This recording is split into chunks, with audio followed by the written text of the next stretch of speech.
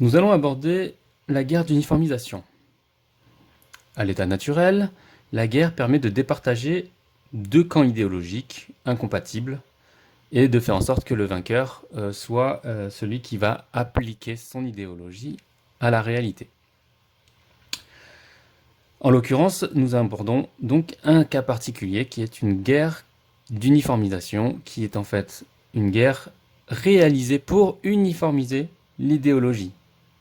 C'est-à-dire qu'il n'y aura pas de vainqueur idéologique, il y aura une uniformisation idéologique. Donc pour cela, nous avons deux camps.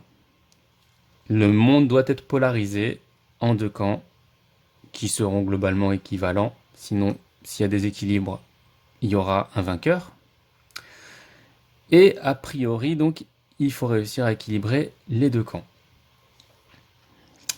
Ces camps sont répulsifs entre eux, ils ne veulent pas se mélanger, et attractifs entre eux, c'est-à-dire qu'ils veulent absolument être tous alignés sur une idéologie quelconque, voilà, peu importe, mais en tout cas qui est opposée.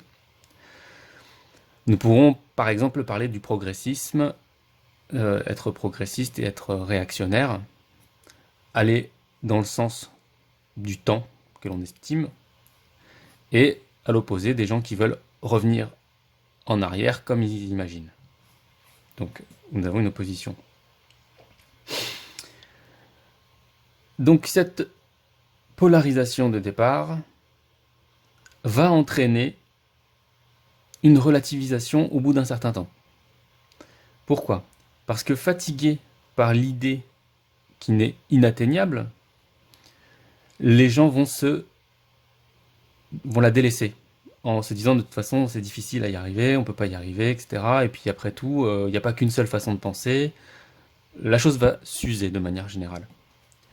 En s'usant, ce qui peut aussi être aidé par la relativité, en disant tout simplement oui, tout est relatif, chacun sa vision de pensée, etc. Bon, très bien.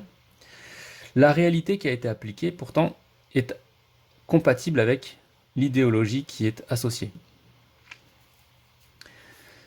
Ce qui veut dire que même en relativisant, les individus sont conformes à la réalité qu'ils imaginent. En positif, c'est-à-dire que pour eux, qu'est-ce qui est le progrès, etc. Partant de là, on va avoir donc la même séparation, un peu moins forte, mais en tout cas, le fait de relativiser, ça va diluer les gens. Et en fait, ces deux mondes qui ont tendance à ne pas se côtoyer, dans un cadre polarisé, vont commencer à se côtoyer.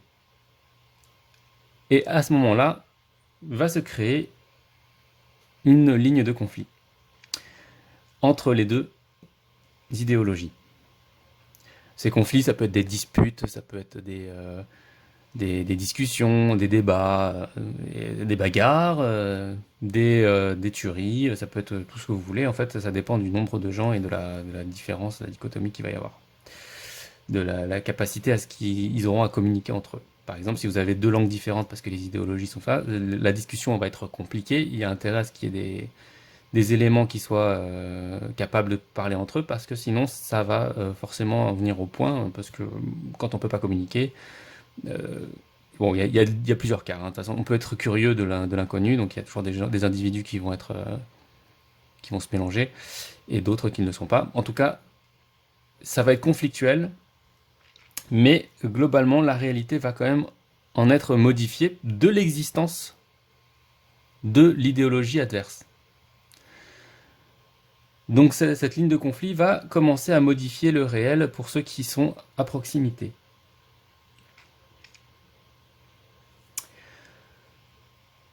Donc cette ligne de conflit, elle va faire peur à un certain nombre de personnes.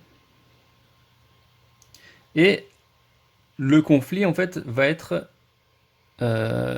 enrichi dans le cas d'une uniformisation.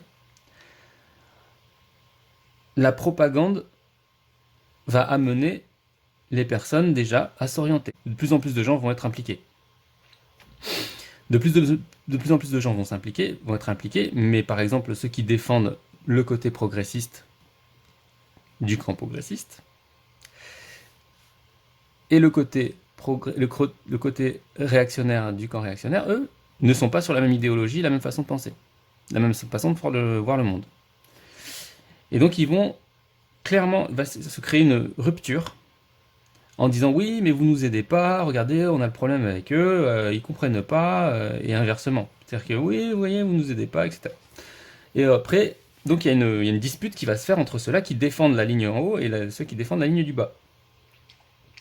Ce qui va amener soit à une censure parce que ça va par incompréhension tout simplement, on comprend pas ce qu'il y a de l'autre côté. Et en tout cas, les gens ici vont pouvoir se parler entre eux, ceux-là vont pouvoir se parler entre eux, ceux-là vont pouvoir se parler entre eux, ceux-là aussi. Mais les communications vont être très très compliquées en fait dans les quatre camps. Pendant ce temps-là, plus en plus de gens sont dans le conflit, ce qui modifie de plus en plus l'esprit des individus, puisque la réalité à ces endroits-là commence à prendre forme par rapport justement aux deux forces qui sont en conflit.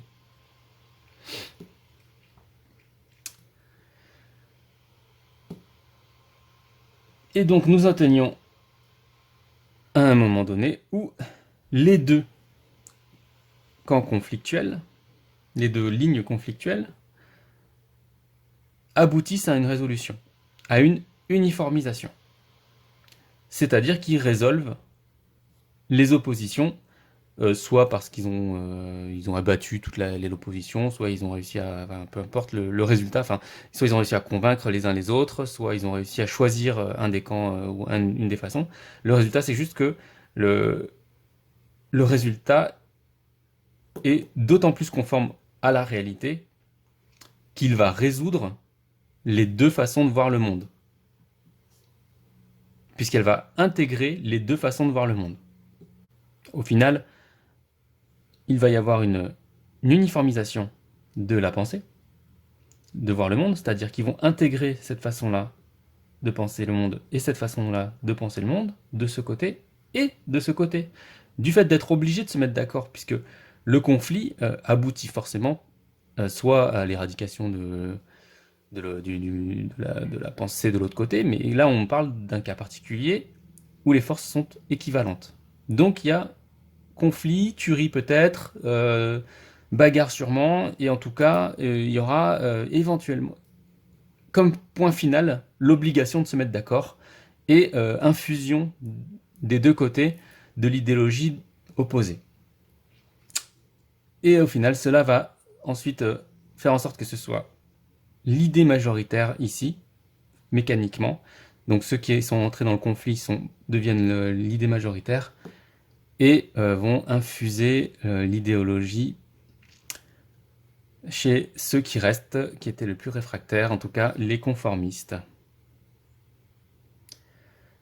Puisque eux ne sont pas capables de se mettre d'accord, sont minoritaires et ils vont être confrontés à, voilà, à la nouvelle réalité. Pour finir du coup sur une pacification quand tout le monde aura été globalement mis d'accord.